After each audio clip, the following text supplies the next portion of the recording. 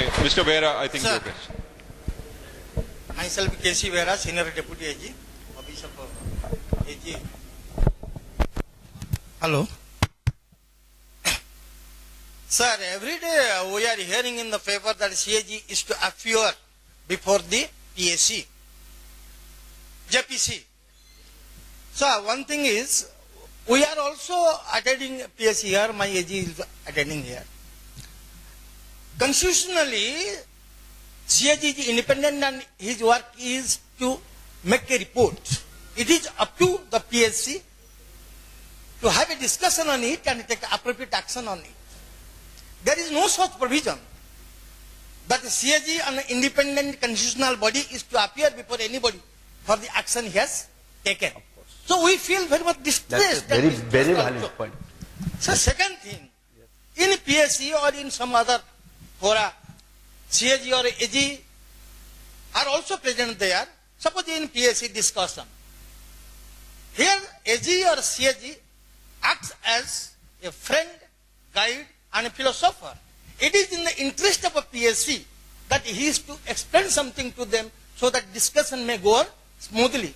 But it is not that I have made the report and I am to again explain to certain body. Yeah, what is the question? My question is, let there would be a body, if the PSC or any other authority could not take a decision on the basis of the report of this CAG, that can be referred to that body, but not CAG would appear and explain his action. Okay. Now, I think... Can't be called upon to explain his action. Yeah, let me, yes. In the same line as you were saying, actually the CAG is, this is something where I would like to invite the attention of Mr. Satpathy. Whatever comes out in the press is not actually what is the notice, what goes from the PSC. That we should be clear about. The Public Accounts Committee, the latest thing is that the CAG is an adjunct of the PSC. Yes.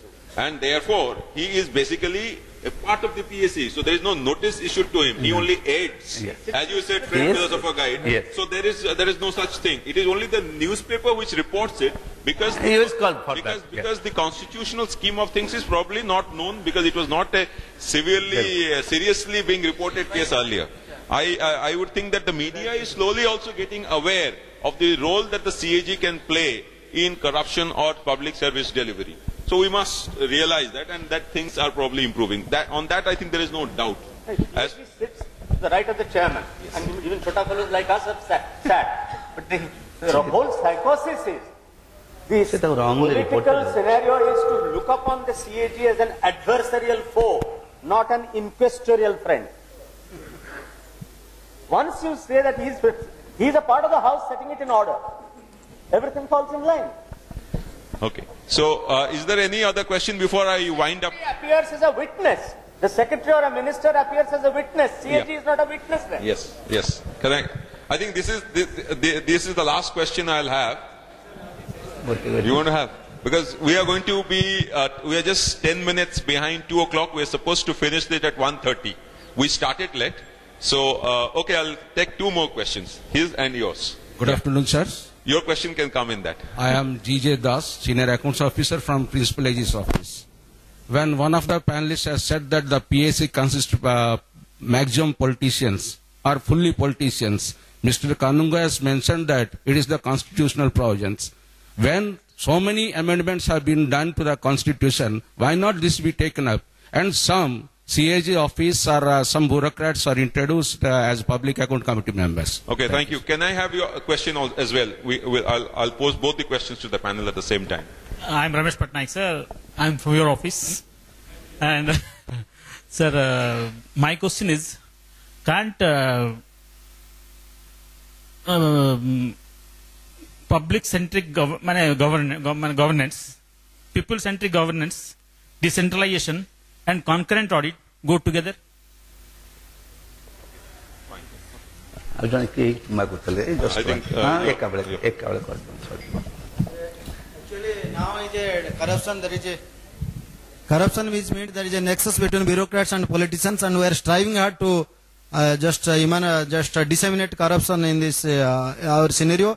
But my question is that, is there not any nexus between the PSC politicians and the ruling party politicians, so that the report of given by the audit institutions that I&AD is going into dust?